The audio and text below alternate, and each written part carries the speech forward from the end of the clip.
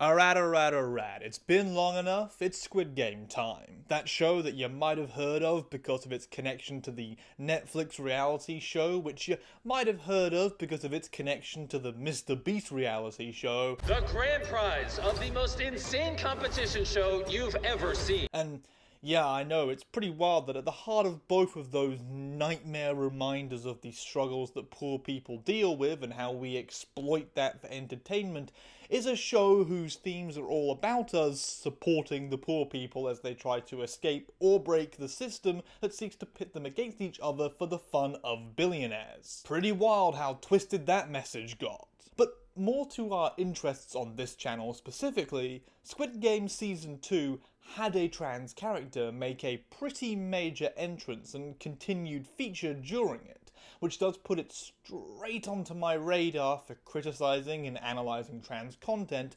so hooray! 저기요.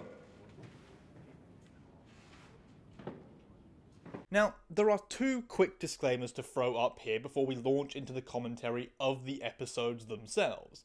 The first one is that I'm going to holster all the controversial conversation about the casting choice and how that relates to Western comparisons to South Korea until after the episodes. Don't worry, I will talk about it because that seems like the big thing that everyone got really bogged down in arguing with each other about. I've seen no end of frankly pretty stupid and even sometimes demeaning towards South Korean culture and people takes about this one. The second thing is, while this is definitely a trans analysis, you can't really do a Squid Game trans analysis without also discussing that major overarching late stage capitalism which sort of permeates every part of the series. 지금 이 자리에 계신 여러분들은 모두 감당할 수 없는 빚을 지고. So yeah, this one might get a little bit anti-capitalist in its messaging, so if that upsets you, then get over it. There are much bigger problems than me turning out to be a socialist right now. Elon Musk is basically picking a fight with the entirety of Europe, and Mark Zuckerberg just conceded that Meta is going to be the premier spot of hate-filled conspiracy theories to live unmoderated, or Jeff Bezos planning to ship all of you working-class fuckers into space factories. Orbital Reef is a full-fledged commercial space station. Think of it as a village. We all have much bigger problems right now than my political leanings influencing my analysis of a series who definitely seems to align with the corruptive nature of money and wealth being a problem. With that all said and done, let's get into discussing Player 120, or Hyun-Ju as she is actually called. 그냥 게임만 하면 된다더니 이렇게 사람을 납치하듯이 끌고 와서. Now, my first thought from watching the second season of Squid Game is that holy shit, is Ji-hun jacked as fuck. Like, god damn, my guy got a workout from doing all that fighting to survive shit, and making a bunch of money along the way. My second thought is that I really do not like seeing homeless people be taunted with food and then mocked for how shit their life is like it's their fault. I get it. It's the point of the scene is that these rich people and their sycophants justify what is happening by making poor people into just those with terrible judgment skills who screwed themselves over. I do get that, but it still sucks to see it. Back to our trans stuff though. There is no explicit trans episode of the series. We don't really have enough time within the show to pull something like that off. But what it allows for is what Squid Game does, which is a much more layered and subtle effort of interweaving the trans elements across multiple entries to build the full story, and let the audience slowly come to grips with and grow to like the trans character that has been created. 자, 주목.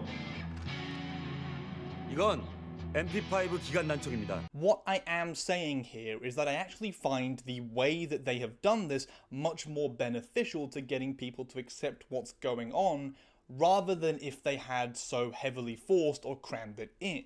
Our initial connection that we get is just seeing Hyun-Ju as someone in episode 3 who has a kind of deep voice, but wears makeup and has long hair, so it does raise a few gender questions off the bat for people. A couple of eyebrows getting raised about what the situation might be here. before then giving us further clarification on that front by having us seeing player 120 taking her picture for the games through the lenses of the wombo combo sad team of old lady player 149, or Gomsha, and her son player 7, or Yong-sik. 저기 저 남자요, 여자요.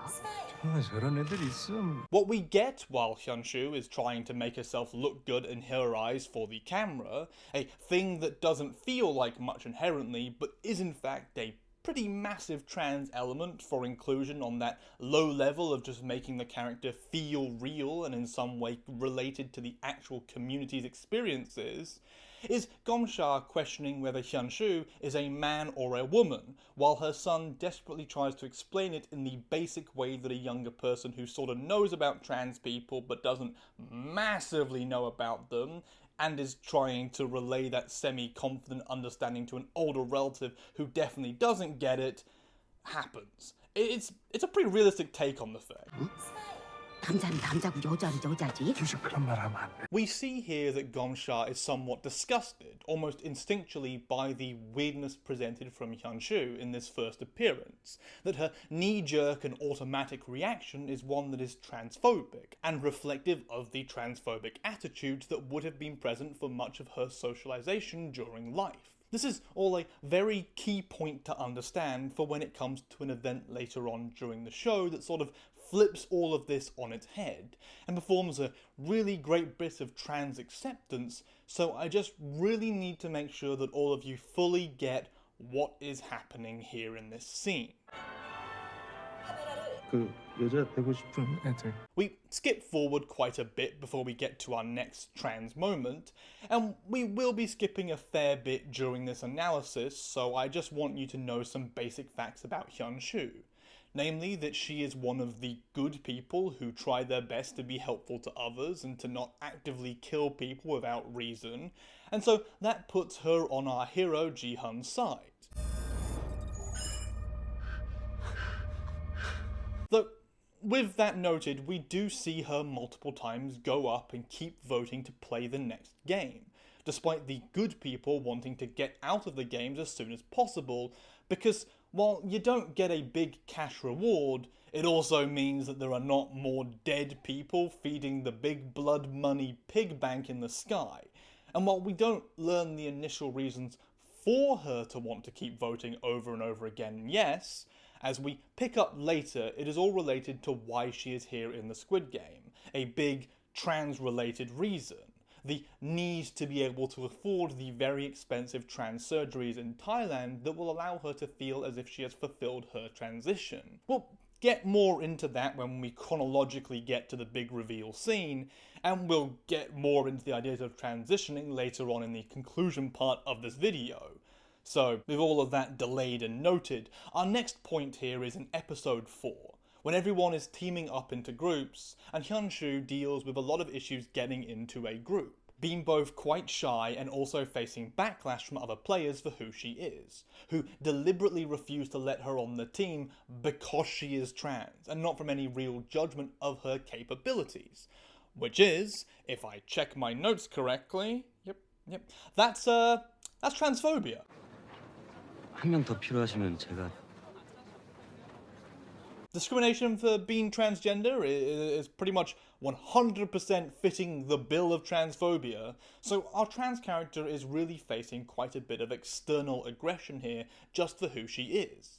But then she finds a player, Yong-mi, who asks her to be on her team, and who immediately takes a shine to her for the rest of the games.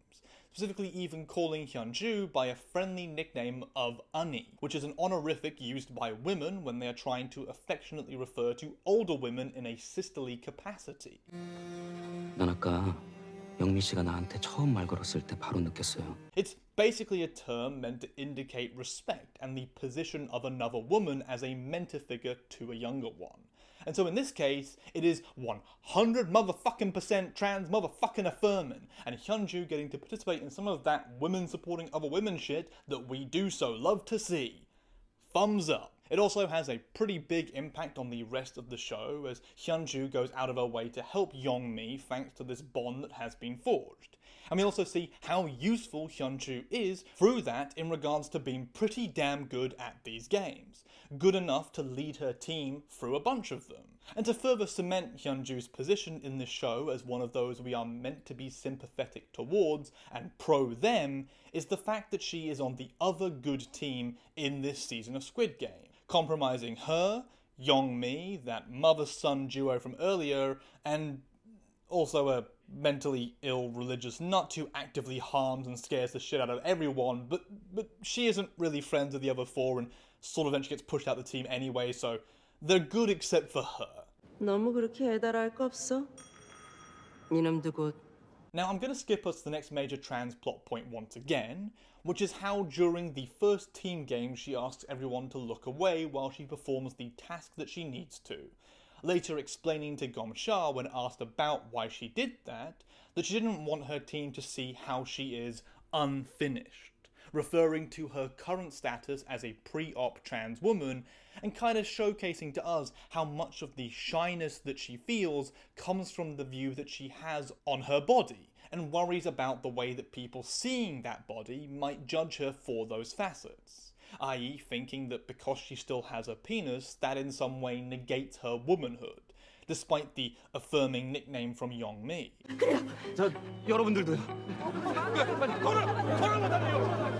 It's this explanation to Gom-sha, and the next bit of scene we really get with Hyun-Ju, that I think brings about what is the most trans-positive moment of the entire season and character arc.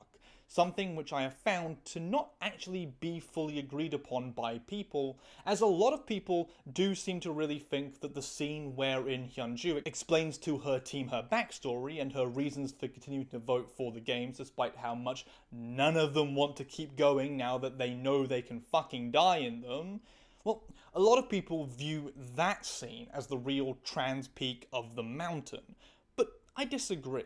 Okay, this has gone a little flip-floppy as far as writing goes and off the rails, so let's actually discuss that big revelatory scene before we move on to the one that I would argue is the trans moment we should be caring about for TV show representation.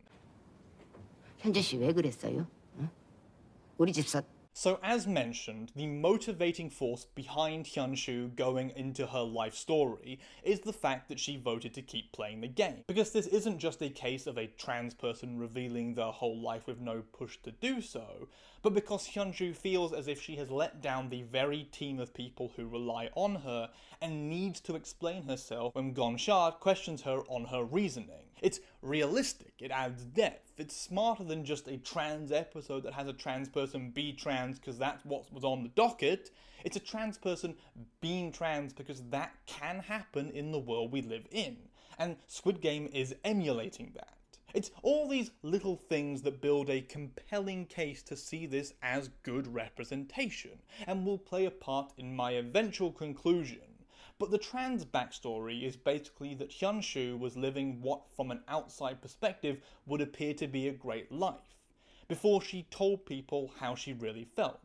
That she dealt with her parents struggling with her wanting to be a woman, her mum crying and her father refusing to engage with her at all, that she got fired from the military where she was a sergeant, and that's why she has a bunch of weapon expertise that comes into play later on during the show, and all of her friends abandoned her for who she was. 직장에서는 잘리고 친구들은 멀어지고. Because of all this hardship, it made it being able to actually transition very difficult, and forced Hyun-Ju, much like everyone else in the Squid Game, into massive amounts of medical debt. That's right, this is one of the first fucking shows that I've ever seen in a forever time to actually address this part of the transition process. That for a lot of trans people, the surgeries involved in making themselves who they want to be can be so expensive as to be a pipe dream. And that all the media which shows people transitioning as just one simple, easy surgery with no financial fucking qualms around it is doing a massive disservice to presenting people with the harsh reality of trans lives. That who we are is effectively, for a lot of people, paywalled behind expensive medical procedures. No joke, we're talking tens of thousands of dollars here if you want to go for a GRS. And that's not even mentioning the tens of thousands of dollars if you want to do an FFS, or even just the pain of getting onto HRT in certain countries that don't subsidize those drugs for trans people. For those not in the know, GRS is genital reassignment surgery. You might have heard of it being called SRS previously for sex reassignment surgery, but GRS has sort of taken over in the sense of recognizing that a person's sex is not contained in their penis or vagina, and that making that the central focus is a bit of a weird thing medically and biologically speaking. FFS is facial feminization surgery for those who feel as if they want to more align their facial features with perceived versions of femininity. Saying it like that because at the end of the day there are women who have more stocky and masculine faces, and so that surgery yet again isn't a requirement to be a woman, but is something that if people want to do it, then they can. HRT is hormone replacement therapy. It just details the process of either taking estrogen or testosterone, but also usually comes with a lot of additional elements too, like taking anti-androgens for people with bodies that produce testosterone to reduce the impacts of that hormone. I know, it's pretty crazy how much medical shit you have to learn to be trans, but for most of us, it's just part of our lives. Now you know though.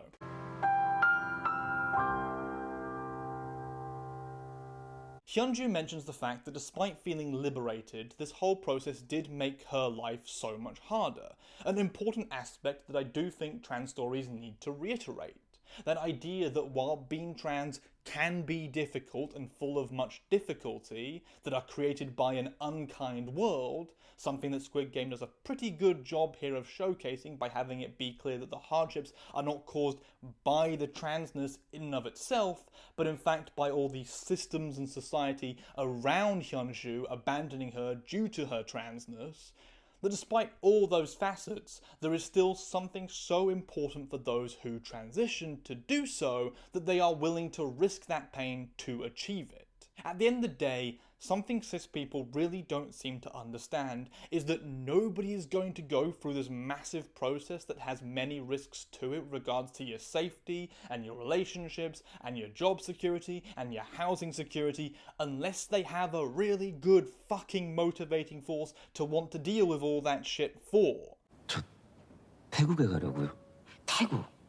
진짜 Hyun-Ju then talks about how if she wins the money and gets out of the Squid Game, that she plans to move to Thailand, the place where you can get the surgery done pretty consistently and easily, and also a location that does have some infrastructural supports for trans people, as well as trans communities that exist as effectively support networks of their own for those who move there. It's easier to be trans when you are either surrounded by those who accept you for who you are, or who are in the same boat as you and are therefore primed to understand the issues that you face and to help you by being a safety net. Community is an important part of every person's life, and Squid Game acknowledges in this scene how that part does play an element in the transitioning and choices of Hyun-Ju. The rest of the group gets involved in the conversation between Hyun-Ju and Gom-sha at this point, with her son pointing out that there are plenty of attractive trans people all over Thailand in a pretty weird statement, 늘씬하고 이쁜 애들이 and Yongmi stating the fact that Hyun-Ju is already beautiful, because that bitch is an ally as fuck, and 100% already out here supporting Hyun-Ju from the goddamn get-go, baby. I mean, you could view it as Yongmi just latching onto a person that they think can save her from the games, and so is trying to argue for Hyun-Ju to get out of the games as quick as possible. But at this point, the vote's already been cast, and she's still arguing this, so I don't know. I'd like to think it's Yongmi being a positive person rather than her being manipulative. I'd like to think that. And viewing that positively, it does raise a good point that I think, yet again, it's nice to see Squid Game addressing here. That beauty and attractiveness and the ability to fulfill specific stereotypical expectations of gender are not something that is necessarily true across how all people perceive things. That beauty is truly in the eyes of the beholder after all. And there are so many different eyes on that beholder, many different eyes that cast many different kinds of magical rays that all affect things differently. I think I got a little bit sidetracked there. I hope the metaphor still holds up and makes some kind of sense. This whole thing is a bittersweet scene. Bitter because they're all stuck in a game that has the potential of them dying at any fucking point, and sweet because it's them all coming together as a group and being accepting of this person in their midst that they had previously not been so accepting of in some cases. Looking at you, Gomsha. 저기 저 남자요, 여자요. 정말 저런 애들 있음. But here is the thing. I think what this scene does, rather than be the pivotal one, is it sets up the pivotal scene in my mind for Hyun-Ju here.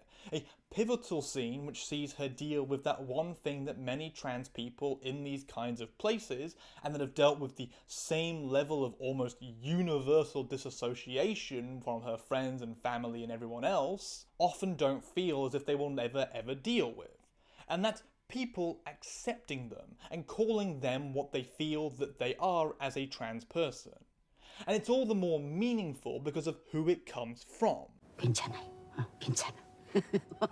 That's right, we're skipping forward another 10-ish minutes or so, past the bathroom fight between all the lads in the different teams of wanting to continue the games or stop the games, and going to when Gomsha is going to go to the bathroom by herself initially, as she shows her son how she came prepared in case someone attacks her, because she has a fucking hidden blade in her hair clip, like a goddamn fucking boss who survived the Korean War, as she keeps reminding everybody. Well, she decides to go with Jun-hee, the pregnant lady who also needs to go to the bathroom. 나랑 같이 가요.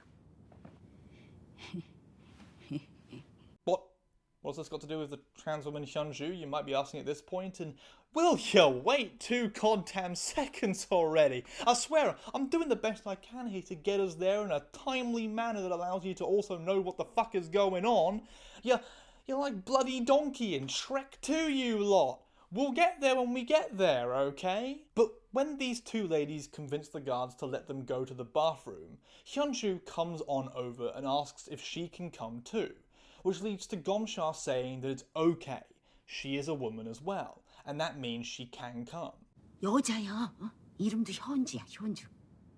괜찮아. That's kind of it. I mean, we get to see Hyun-Ju be part of another emotional scene for another woman during the toilets.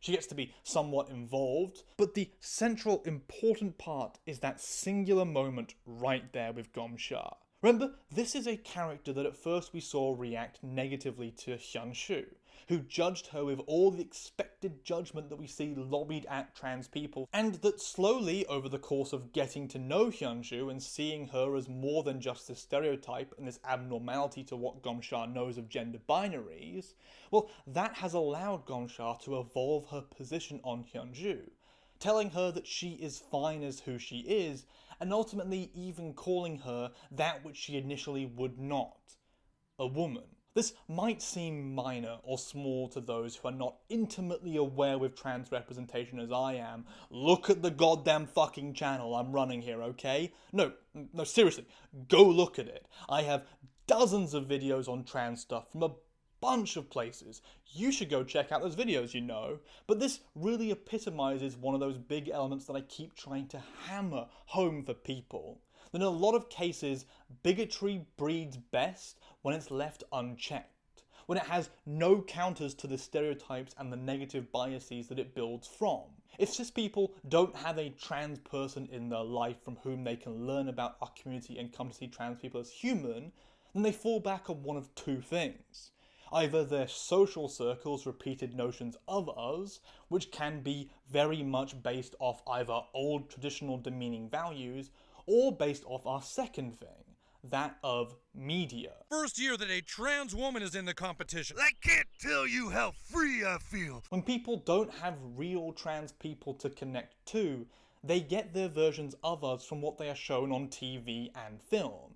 And so making sure we have good representation is a hugely important tool, not to just getting people on board with intricate details of trans issues, but also to getting them to be able to accept us as humans, whose lives matter as much as anyone else's, and who are not just freaks that need to be locked away or shoved into conversion camps. The transgender community is also going to feel the impact of the actions taken by President Trump yesterday. For a long time, we have had really bad representation that leaned into a very harsh mockery of us, and an aggressive perception that effectively pushed people into viewing us as something they should at best pity and at worst despise for our existence. And what Squid Game is doing here in this scene, and through the connection between Hyun-Ju and Gom-sha, is it is showing us that important element. That importance of having a trans person who allows you to come and see them as more than just the monolithic stereotype that you have built, and has been built up for you by years and decades of living in a society that ostracizes our community. And Squid Game does this while pointing it, of course, towards its own audience, who will be presumably seeing that and getting to internalize that idea themselves in a way that hopefully breaks down some of those bigotries and that subconscious transphobia that a lot of them, much like Gom-sha, carry. This all, quite neatly I feel, carries us to our conclusion, because we're effectively done with the trans elements at this point. I mean, Hyun-Ju is still around, and it does seem as if she survives till the end of the season in a way that means she will hopefully be in the next season, so thumbs up on that one. And if there is enough of a trans conversation to be had around Season 3 of Squid Game, then I guess I'll be making a second videos with updates to this one. But for now, our trans analysis has reached its end.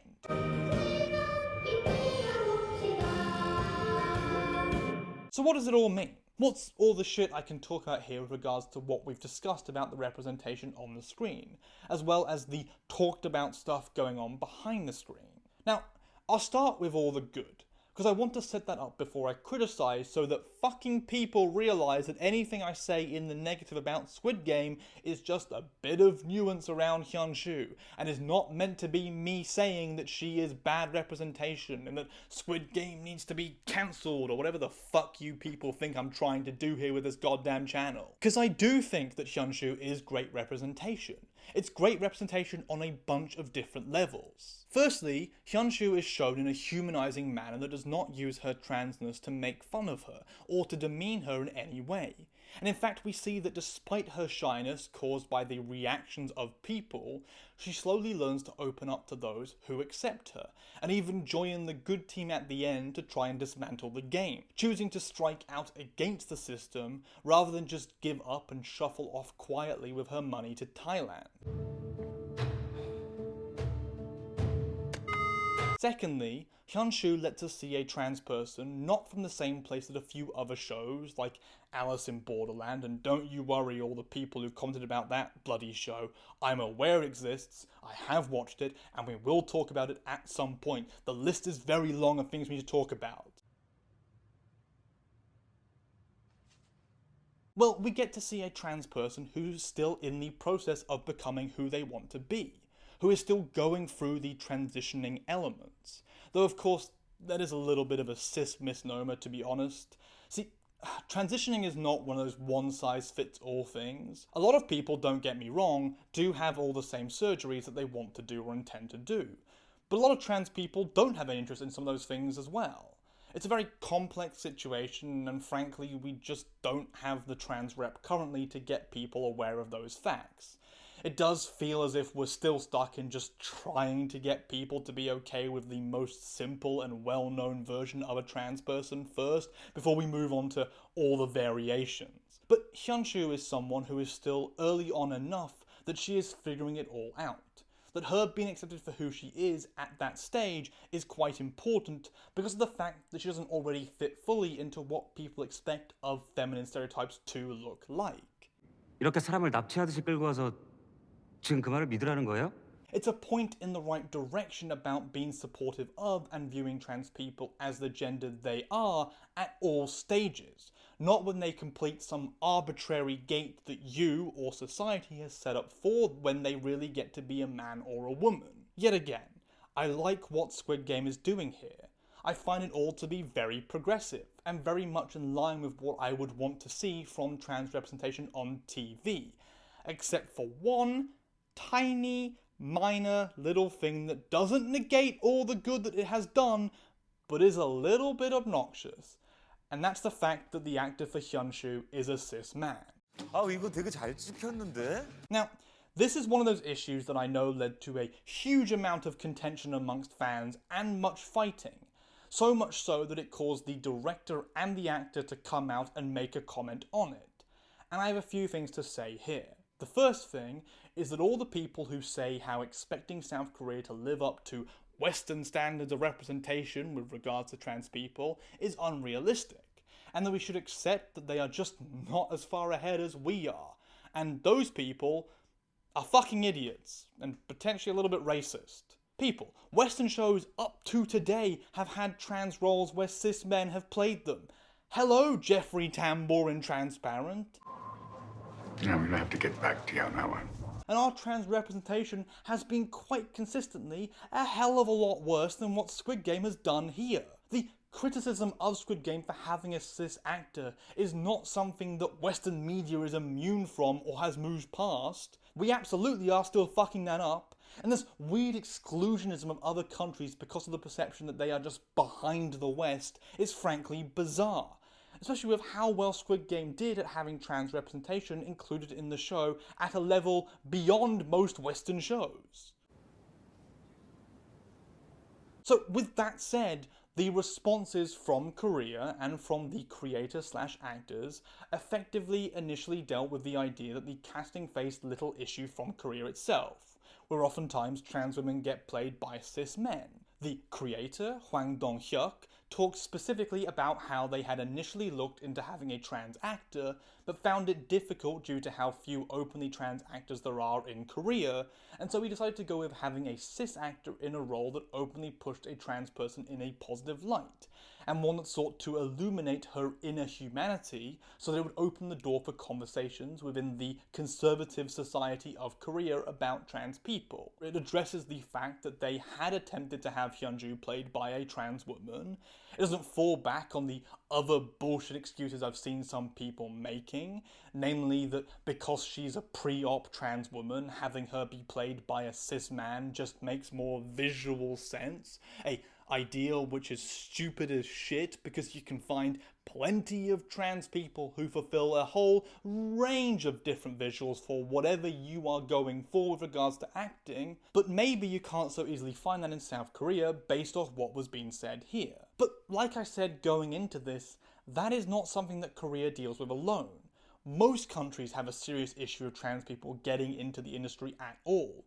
There are not that many trans actors anywhere that you might look because of what have been overwhelming biases from casting directors or initial difficulties of just getting into acting as a thing that can even be considered due to immense hostility. With that said, the issue of having a cis actor playing a trans role is still evident. Those are roles which almost seem perfectly designed to have one of us play them. Like they are custom built almost to be something that trans people can pull off. And to have them go away to cis people, like every other role in film or TV, is seeing the possible things that we can use to break out with go from a small amount to none. Denise. Sorry. Okay. Yes, it seems as if there was a huge amount of difficulty with finding a trans actor in Korea to play the role of Hyun-Ju. But imagine how meaningful it would have been to have given a trans person the chance to be in a breakout role that allows them to redefine what people expect, not just on the screen, but behind it as well. I mean, frankly, the point that it's hard to find one is a good reason for having one involved in the role, right? Like, the difficulty makes it all the more important. They put in the end of the email, if you want to share your story, your journey, we'd love to hear it. This isn't one of those cases where this is something that completely ruins the character, but it just shows a missed opportunity.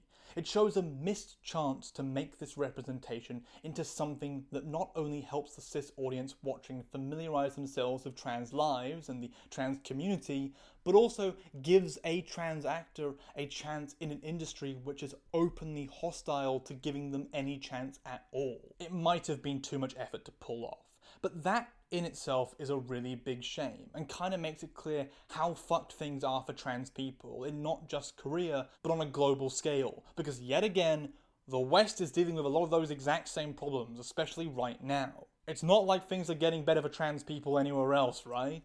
The transgender community is also going to feel the impact of the actions taken by President Trump yesterday. So there you go, that's my opinion of the Squid Game trans rep. That's my take on the whole thing, and hopefully you found this to be educational or helpful in some way, or at the very least entertaining. I can't ask for much more than that. If you did like it, then consider subscribing to my Patreon or going to my Ko-Fi if you want to do a one-off payment. It all goes a long way towards keeping this channel running, especially with the unreliability of sponsorships and YouTube ad revenue in these tumultuous times. Those in the $5 and up category should be scrolling past the screen right now, and I'm really grateful to everyone on there for helping to pay my bills, like food, power, rent, internet, and cats. This cat.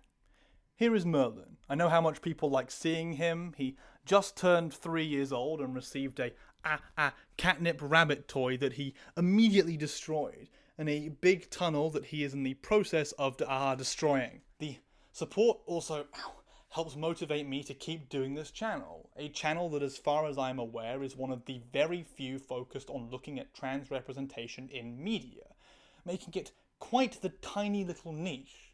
I mean, I'm happy for more people to do it. I barely cover anime or video games, so there's a lot of opportunity, and also my videos are, at the end of the day, just my opinions, supported with the experience that I have in both sociology and media studies at university. I'm sure there are many different ways of viewing the exact same things that I have reviewed.